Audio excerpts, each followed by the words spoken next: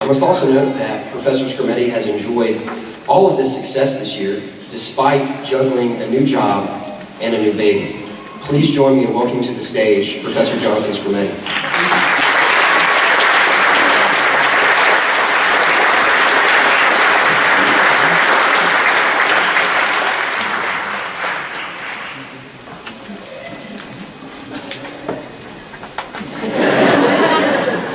Okay, I had to make sure we got that right.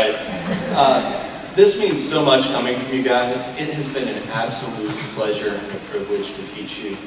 I have learned so much from you, and I've had such a great time seeing you blossom intellectually, seeing you blossom professionally.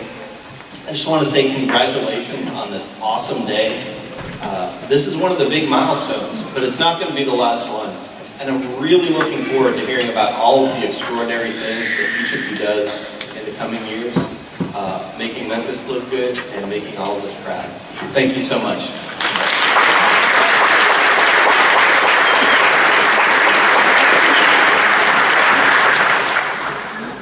Congratulations again to Professor Brazier and Professor Skrmetti, and many thanks to the rest of our faculty who are, simply put, the best in this country.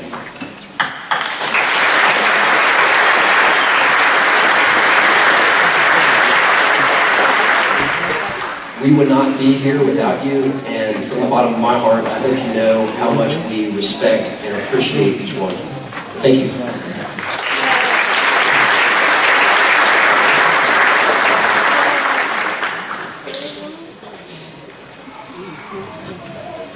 Thank you, Chris, and congratulations to Professor Brazier again, and to Mr. Skrmetti. Thank you both. It's now my privilege to introduce our commencement speaker, the Honorable Holly M. Kirby. Judge Kirby received her Bachelor of Science degree in Engineering from the University of Memphis in 1979, graduating first in her class at the College of Engineering, where she was a first scholar, an Honors Alumni Scholar, and Speaker of the Student Senate. She followed up her successes at the College of Engineering with an equally outstanding performance at our own School of Law. Judge Kirby received her JD from the University of Memphis School of Law in 1982, where she graduated third in her class, was a Herf Scholar, and served as notes editor at the University of Memphis Law Review. Following graduation from law school, Judge Kirby served as a law clerk to the Honorable Harry W. Welford of the United States Court of Appeals for the Sixth Circuit, and then joined the Memphis law firm of Birch, Porter & Johnson, where she specialized in employment litigation. In 1990, she became the firm's first female partner. Judge Kirby remained at Birch, Porter & Johnson until 1995, when she achieved another first by being appointed the first woman to serve on the Tennessee Court of Appeals. Following appointment in 1995, Judge Kirby won statewide retention elections in 1996, 1998, and 2006. But the best was yet to come. In December of 2013, Governor Bill Haslam named Judge Kirby a justice on the Tennessee Supreme Court, a position she will assume in September when her predecessor, Justice Janice Holder, retires. Please join me in welcoming Judge, soon-to-be Justice, Holly Kirby.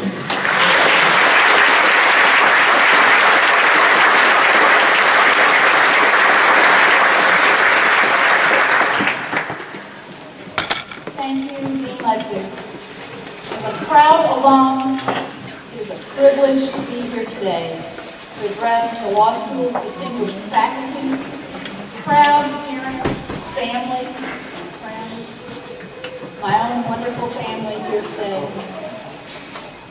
Most important, the graduating class of 2014. I am honored to share this milestone with you. One of my favorite photographs of me and my mother was taken after my own law school graduation. So, on this Mother's Day weekend, cherish your families here to support you and take lots of photographs. On this day of celebrating your success, I figured I'd talk to you about things that I know more about: failures, mistakes, and setbacks. If I'm an expert in anything, it's probably that. Because in every important endeavor I've had, I stumbled badly out of the starting gate. every single one. As a college student, my worst year grade-wise was my first year. When I got involved in student politics, my first campaign speeches totally tanked in a most humiliating way. When I got to law school, again, my worst grades my first year. In one of my first assignments as a law clerk to a federal judge, I bungled it and led my judge to make an embarrassingly wrong decision. As a new associate in my law firm, I got poor reviews after my first year with the firm, and so on. Those are just the out-the-starting gate stumbles. It doesn't even include the everyday failures and mistakes. In my current job with the state's intermediate appellate court, I'm often tasked with writing an opinion in an area of the law that I have no clue about. We do the best we can and send it out on the internet where it's read by judges and lawyers all over the state and beyond. Despite my best efforts, sometimes later, and usually when it's too late to do anything about it, I learned that an opinion was totally off the mark. Well, if you keep making mistakes and experiencing failures, hopefully, eventually, you'll learn how to deal with them. After trying different ways, here's what I've come to. First, I always just own up to it. Trying to hide or pretend that I didn't actually mess up has never worked for me. After that, I go ahead and let myself be down and discouraged. It's really embarrassing to mess up. But I only let myself give in to that for a little bit. Finally, most importantly, I get help wherever I can and double down to try to figure out how to do better. For example, my college student government campaign speeches. For my campaign for Speaker of the Student Senate, my campaign manager decided I needed to go to every fraternity house and give a campaign speech. The first outing, I went to 2 frat houses. I'd never done anything like that before. I was pretty nervous. As a kid, I had a pretty pronounced stutter, and my old stutter chose that precise time to pick up again. I stuttered badly through both speeches at both fraternity houses. It was painful. Afterwards, my campaign manager turned to me and said, "Well, you never told me you had a stutter." Clearly, he thought he picked the wrong candidate to manage. I pretty much wanted to crawl under a rock and quit. But after I felt sorry for myself for a little bit, I went back to my dorm room, practiced and practiced in the dorm room mirror until it got easier. I got feedback on my next speeches and got better at it. Eventually, it came out okay, and I won the election. After I finished law school and my judicial clerkship, in my first year with my law firm, I worked my butt off. Sorry about that. Nearly every partner in the firm gave me work to do, and I worked very long hours. After I'd been with the firm about a year, I happened to go to lunch with a couple of the partners. Since I thought I was doing pretty darn well, figured it was time for a little applause. So I casually mentioned to the 2 partners, you know, I've been with the firm about a year. It's probably time for my year in review. And then I sat back and waited for the accolades to come. Well, they didn't come. Instead, the 2 partners just kind of glanced sideways at each other uncomfortably, and I could feel my stomach drop.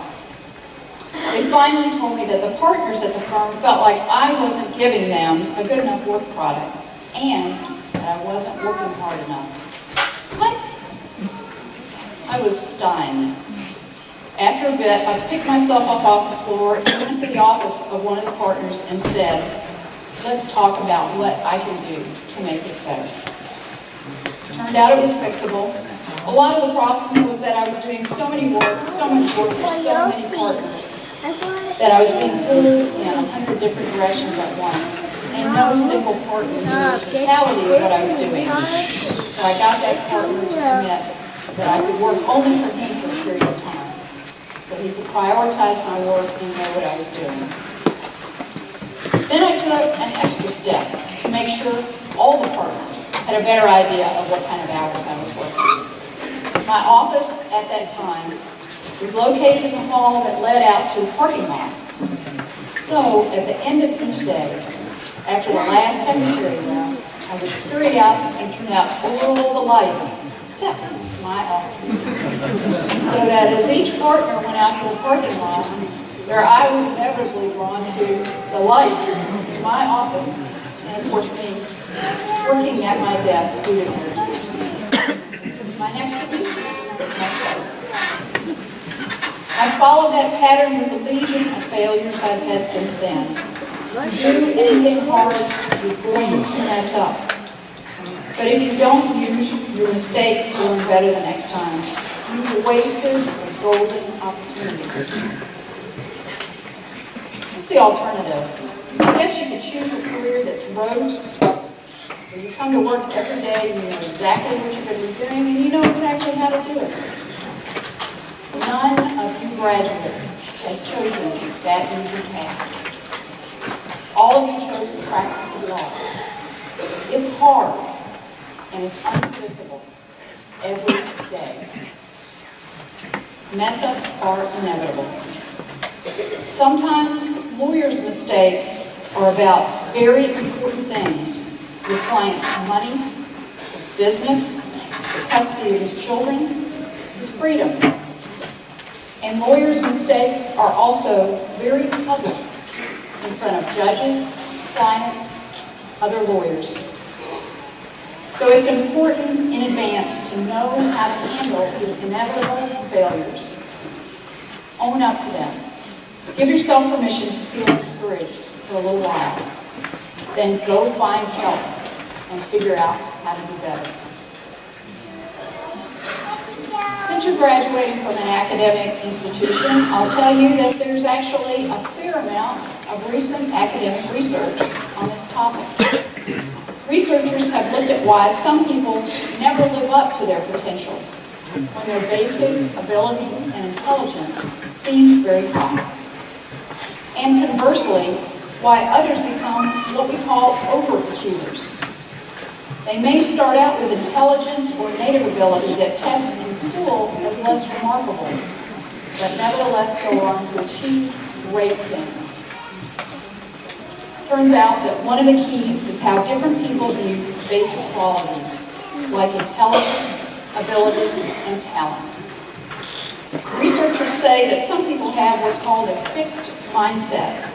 They view these basic qualities as fixed, unchanging traits.